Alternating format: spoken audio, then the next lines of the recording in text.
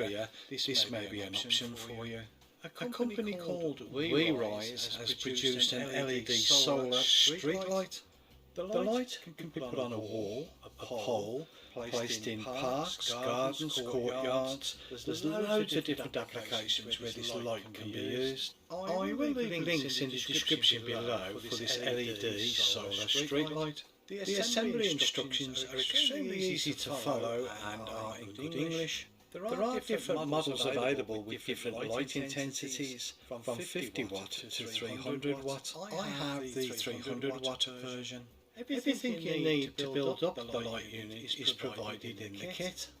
All the poles and brackets are made of steel and ready painted white.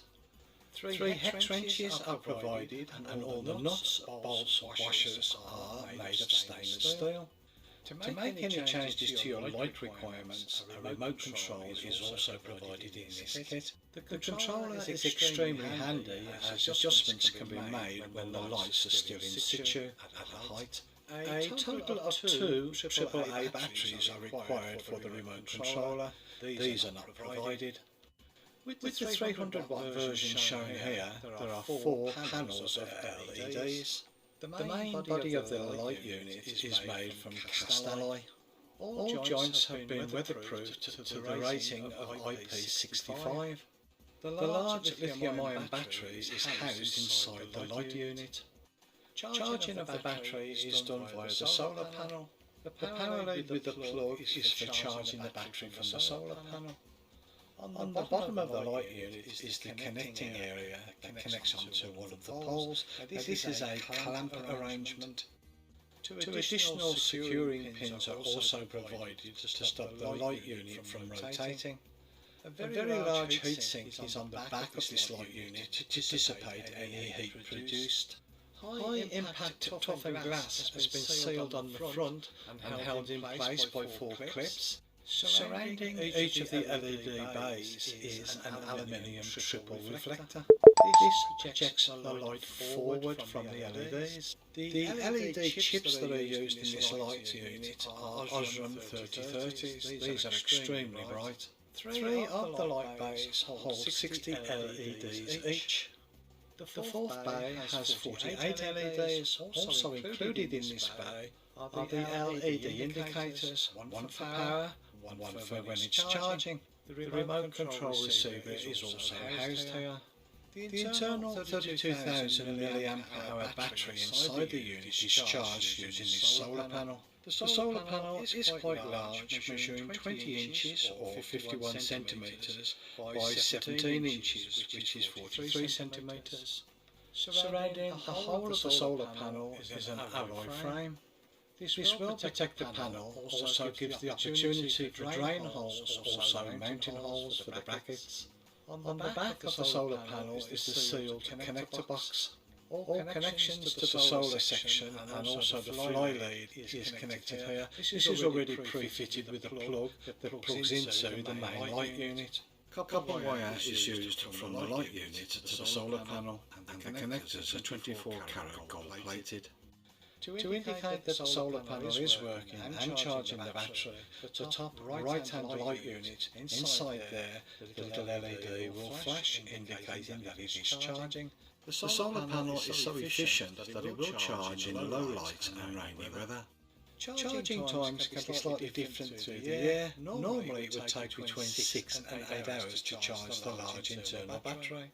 When the charging LED is flashing, the light unit thinks it's in daylight. To fool this now, we can unplug it. The light unit thinks it's now in darkness because there's no power coming from the solar panel. The light then will execute whatever it was programmed to do. For testing purposes, you can leave the solar panel unplugged, then operate and use the remote controller to either program, make it brighter, switch it off, switch it on, and set it for whatever amount of hours that you require it to come on when it's in auto mode. Now that everything has been checked out, it's now time to assemble the unit. You are provided 3 hex keys of varying sizes. I did find it useful using a spanner or an adjustable spanner to hold the nuts while tightening any of the nuts and bolts. Some of the positions can be a little bit fiddly and close, but it is easily achievable. The bracket that I'm fitting now can be tightened up securely. All these brackets are made of strong steel and pre-painted. The elongated U-bracket is next to fit onto the bracket on the solar panel.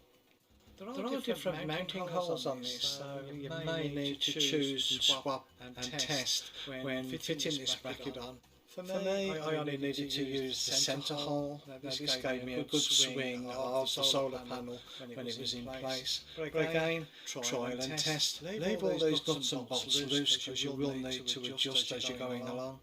It was nice to see that they do provide you with stainless steel nuts, bolts and washers. As time progresses with the build, you will find that it will get heavier and heavier. Next, mount the tubed section to the main solar panel U-bracket. The bolts here can be a little bit fiddly, but a little bit of perseverance will get you through it. As with the U-bracket we fitted onto the solar panel, the tube with the welded on bracket has elongated holes. This will allow you to rotate the tube and the bracket if required, so don't tighten it too tight at this stage. Next, fit the light unit to the tube and solar panel assembly. The wire will need to be fed down the tube and through the small hole in the tube. This can be a little bit fiddly. You may need to bend the wire a little bit just to get it in through the hole. As you're feeding the light unit onto the tube, make sure that the wire doesn't get trapped. While everything is loose, the light unit can rotate round the tubing. This can be adjusted later on. Tighten up each of the 4 clamping bolts. These don't need to be super tight at this stage. The other 2 set pins which stop the light unit from rotating can be left loose at this time. Put the 2 fly leads, plug and sockets together. This now connects the solar panel to the light unit for charging. That concludes the assembly, although things are still loose at this moment in time, so we can make some adjustments. That concludes the assembly of the solar panel and light unit to the mounting bracket. The unit now is quite heavy and large in size.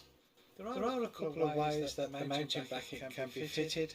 This can be to a wall. Mounting bolts are also provided in this kit to do that.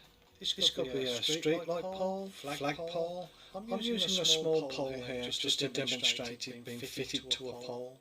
The tubing that I'm clamping to at this moment is 3 inches in diameter. As we mentioned before, we did leave everything loose so we could rotate and test. The light unit itself is rotatable, as you can see.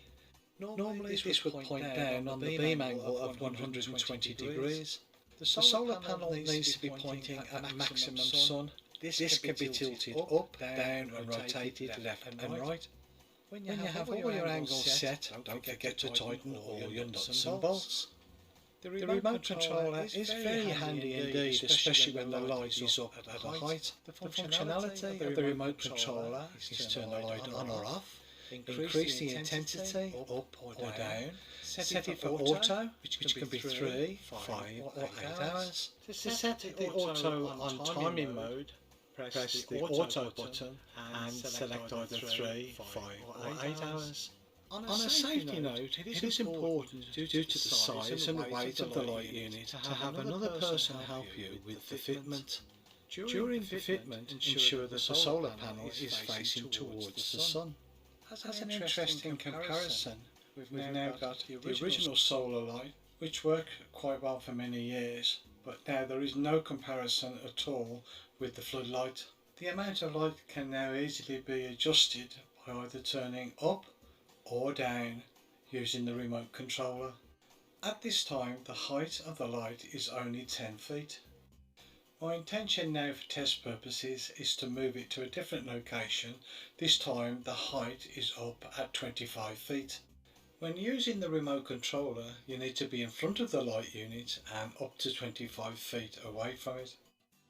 Changing the light intensity with the remote controller is very easy. To reduce the light intensity, simply press the minus sign repeatedly. To increase the brightness, press the positive sign repeatedly. The top button on the ring of buttons will give you bright intensity when pressed. Pressing the bottom button on the ring will give you half light intensity. With a fully charged battery, the working time can be up to 11 hours and 36 hours in dim mode. I hope you found this information of use